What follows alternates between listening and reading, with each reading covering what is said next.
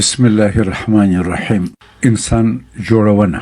انسانان د خپل ځان د ساتلو او اوسایي لپاره چې وسې وي ښه ښایسته مجلل کورونه جوړوي، پلنې دنګې کلاوي او کانکریټي دیوالونه پر ځان راګرځوي او پر خپل شاوخوا مضبوطې پیرې دروي. ځینې خو د ځان د ساتلو لپاره سپي هم کورونه کې ساتي. خو همدغه انسانان د خپل ځان جوړولو او د خپل معنوي وجود ساتلو ته ډېره کمه توجه کوي. د نړۍ تقریبا ټول ښارونه چې تاسو وګورئ مضبوطې کلاوي پر راګرځېدلې دي او ځینې خو یې بیخي محیر العقول مستحکمې دي. زموږ په کلو کې همداسې ده.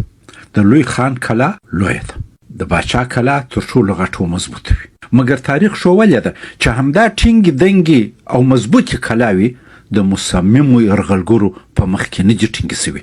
هغوی ماتې کړي دي او همغه ظاهرا خوندي باچیانې یې ړنګې کړي دي. د چین لوی دیوال چې ان له سپوږمۍ ښکاري چینایانو د خپل سلطنت د دفاع لپاره جوړ کړي، خو یرغلګر په دغه دیوال نه دي بند سوي. کله چې احمدشاه بابا د کندهار پر نوي ښار لویه مستحکمه کلا را وګرځول، مور بیبي زرغونه مور یې ورته وویل بچه دا څه کوې؟ زوی ورته وویل دا کلا د ښار او باچۍ د دفاع دپاره ضرور ده. مور یې ورته کړه زویه تا دې خدای دومره نه کمزوري کوي چې دښمن دې د کور تر دیوالو راټول کړي او دلته دې کلام بند کړي. دښمن باید په خپل کور کې ستا څه وویرېږي. هغه هماغه و چې له ښاره ور ووتی او تر ډیلې ولاړ. که موږ تاریخ ښه ولولو دغه ټولې مستحکمې کلاوي له دننه ماتې سوي دي. د پاچا خپلوانو په دولت کې دننه مامورینو او د کلا پیردارانو د دښمن سره لاس یو کړی دي او د کلا د ماتېدو لارې دښمن ته ورښولي دي. پښتانه وایي چې د غلو سره د کور څوک مل نه وي کلا نه ماتېږي. خو ډیرو لږو حاکمانو له دغه تاریخه پند اخیستی دي چې د کلا د جوړولو په نسبت په کلا کې د اوسېدونکو انسانانو جوړول مهم ګڼلی وای. که حکومتونه د انسان پر جوړونه سرمایه ګذاري وکړي نو بیا نه کلا ته حاجت شته او نه به دښمن د خپل په جامه کې پیدا سي چې یرغلګر ته د کلا د ماتولو چل او لار وروښي. د چین لوی دیوال هر وخت له دننه مات سوی دی او په نړۍ کې لوی امپراتوري اکثره له دننه رالوېدلې دي. د کندهار کلا هر وخت له دننه ماته سوې ده. په افغانستان کې شاهي نظام او اولین جمهوریت دواړه له دننه ړنګ سوه. زموږ د وطن ټینګه کلا خپل افغانانو ماته کړه. پر افغانستان د روس او امریکا د تجاوزونو رویباران هم افغانان وه. موږ تعمیرونه جوړو او کلاوې درو، خو توجه نه کوو چې هغه د چا دپاره جوړو او څوک به پکښې اوسي. دغه سبب دی چې د اکثرو مجللو قصرونو د اوسېدونکو زړونه په ظاهره خوښ ښکاري.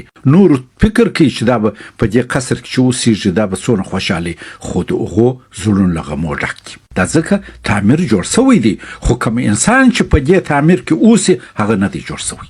لوی علت دا دی چې د کور جوړول نسبت د انسان جوړولو ته اسان دی او انسانان اسان کار خوښوي. هیواد او وطن هم دست دی. د یو هیواد رودونه، غرونه، معدنیات، دښتونه، ځنګلونه بېشکه ملي سرمایه ده، خو تر دغو ټولو مهمه او لویه سرمایه د وطن خلک دي. که د یو هیواد حاکمان نااهله وي هغه هیواد به د ټولو شتمنیو سره نه جوړیږي. که د یو وطن تعلیمي نصاب ځوان نسل وطن دوست جوړ نه کړی سي هغه تعلیم په در نه خوري او ټولنه نه پسمیږي. د یو هیواد سره تر دغه لویه دښمني چیرې ده چې نر او ښځه له علم او پوهې لرې ساتل کیږي. او که تعلیم بیا پکیږي بیا د پردو په نصاب تعلیم او د هغوی د خدمت لپاره تربیه کیږي. بله مهمه خبره دا ده چې که موږ د خپل ولس خدمتګاران، استادان، پوهان د دین او وطن مدافعین نه تقدیروو، د قربانیو احترام یې نه کوو او په هغوی نه ویاړو، د ځوان نسل څخه د وطن دوستۍ، قربانۍ او قهرمانۍ توقع څنګه کوو؟ موږ چې خپل پوهان، ویاړلي شخصیتونه او د وطن مدافعین نه پالو چې راتلونکي نسل ته الګو مثال سي بلکې تحقیروو یې، زموږ ځوان نسل به څنګه د خپل راتلونکي نسل لپاره الګو مثال سي؟ قهرمان او الګو به بل راته جوړوي او زموږ دا به د دوی په تور لیست کې وي څو خلک یې په پله ولاړ نه سي. دغه سبب دی چې موږ هر وخت جنګ وکړو، په ډیرو قربانیو هغه وګټو، خو پر اصلي قهرمانانو یې خاورې واوړي، پر ځای یې د پردیو ګوډاګیان زموږ ملي قهرمانان معرفي سي. د میوند تر جنګ وروسته سمدستي وروسته امیر عبدالرحمن خان د افغانستان پاچا سو چې د میوند د فاتح محمد ایوب خان سرسخت مخالف و. د امیر او داغه د کورنۍ 50 کال حکومت د میوند د ویاړلي جنگ پر قهرمانانو خاورې واړولې. نو ځکه اوس بل ایوب خان او ملالي نور غازیان څوک نه پیژني کنه. په زورو انګریزان خو یوازې ملالي نه ووژلي. همداراز شمه په یاد چې په ظاهر شاهي کې د افغانستان د استقلال ګټونکي نادر خان بلل کېدی. دا واریم 50 کال د امان الله خان او د استقلال د قهرمانانو پر نومونو خاورې واوښتې. دغه سبب دی چې زموږ وروستي نسلونه د میوند او د استقلال د جنگونو واقعي قهرمانان ډېر نه پیژني. په تاسف د روسانو او امریکایانو ته تجاوز په خلاف زموږ د ولس د بېساري قربانیو یاد هم همدغسې پیکه دی. احمد شاه بابا زموږ په کورونو او دفترونو کې د میرویس نیکه او زموږ د نور قهرمانانو عکسونه نسته. په یوس کې د هغو کسانو عکسونه زړه چې نور راته ښاغلي ښوولي دي. ډېرو کم اهمیت مسایلو ته موږ پیسه لرو، منابع لرو، اراده لرو، د کار توان لرو، خو د خپل ویاړلي تاریخ ثبت ته هیڅ اهمیت نه ورکو او هغه ته هیڅ منابع نه لرو. تر څو مو د ځان جوړولو ته سمه او جدي توجه نه وي کړې، موږ به همداسې سرګردان یو لکه یو چې. والسلام علیکم ورحمت الله وبرکاته. دومه برخه د انسان او حیوان توپیر. الله پاک انسان د کرامت سره پیدا کړی دی. ولقد کرمنا بني آدم.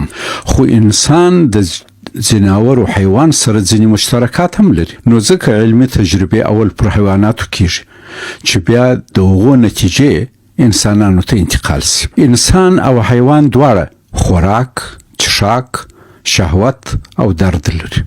دواړه خپل ځانو ته کورنۍ جوړوي، ګډ ژوند کوي، یو بل سره پوهوي، هر یو د خپل ملګري سره ګرځي، مینه کوي. د دواړو له مخ او حرکات څخه قهر او خوښي ښکاري او داسې نور مشترک خصوصیات لري. توپیرونه یې دا دي چې انسان خبرې کولی سي، حیوان نه.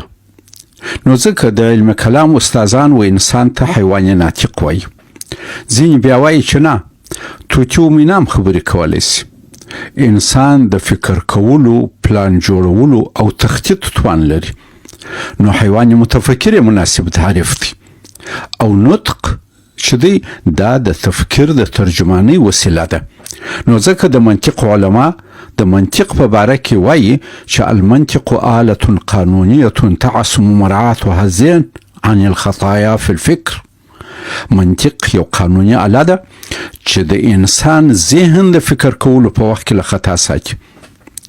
انسان د افهام او تفهیم مختلف ذرایع لري، لکه بیان، خندا، ژړا، د بدن د خاص غړو په حرکاتو مقابل طرف پوهول. دا حیوانات نه لري. انسان لوستل او لیکل کولی سي چې حیوان یې نسي کولی. دغه سبب دی چې اسلام پر علم، لیک لوست او د پوهې پر حصول سخت ډیر تاکید کړی دی. حیوان یوازې واښه او یا غوښه خوري. دغه سبب دی چې هغه حیوانات چې واښه خوري غاښونه پلن دي او زامې لري، خو هغوی چې غوښه خوري بیا داړې او نیښونه لري. انسان واښه او غوښه دواړه خوري، نو ځکه د دواړو د خوړلو غاښونه لري. انسان پر دوو پښو ځي، خو اکثر حیوانات خپل څلور یا ډیر غړي د تلو، سکېدلو او د حرکت لپاره استعمالوي. انسانان تر ډیرو حیوانانو ډیر اجتماعي دي. د حیواناتو 15 حواس تر انسانانو قوي دي. د حیوان د بوی او لیدو قوت د انسان تر هغې څو واره ډیر دی، خو د انسان حافظه بیا د حیوان په نسبت ډیره قوي ده. ډیر حیوانات مختلف رنګونه نسي تشخیص کولی، خو انسان یې کولی سي. د انسان بدن د حیواناتو په نسبت ډیر ارتجاعي خصوصیات لري، هرې خواته کږیږي او اکروباتیک کوي. خو په حیواناتو کې دا خصوصیات ډیر محدود دي. خو څو مهم توپیرونه یې دا دي. یو حیوان په یو وخت کې یوازې یو بل حیوان وژلی سي، خو یو انسان په یو وخت کې په میلیونونو نور انسانان له منځه وړی سي. حیوانات د خپل طبیعي محیط تابع دي. د ژمي ساړه او د دوبي ګرمي مستقیم اثر پر لري. خو انسانان د خپل علم په برکت ټکنالوژي وسایل جوړ کړي دي چې د هغو په برکت خپل محیط ځان ته سازګار کولی سي. مثلا په وسایلو سړه هوا په توده او توده په سړه بدلولی سي. جناورو کې هم جنس بازی نست. یو نر حیوان پر بل نر حیوان او ښځه پر بلې ښځې حیواني شهواني غریزه نه اشباه کوي. خو ځینې انسانان یې کوي.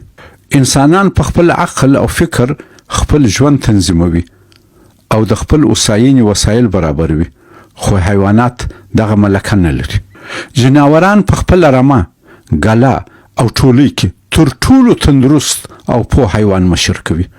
هیڅ کله خپل بیکاره او احمق څوک نه مخته کوي، خو برخلاف انسانان ډیر وخت احمقان مخته کوي او خپل رهبران یې ټاکي. والسلام علیکم ورحمت الله وبرکاته. فاروق اعظم، کابل، 28 دسمبر 2009 میلادي.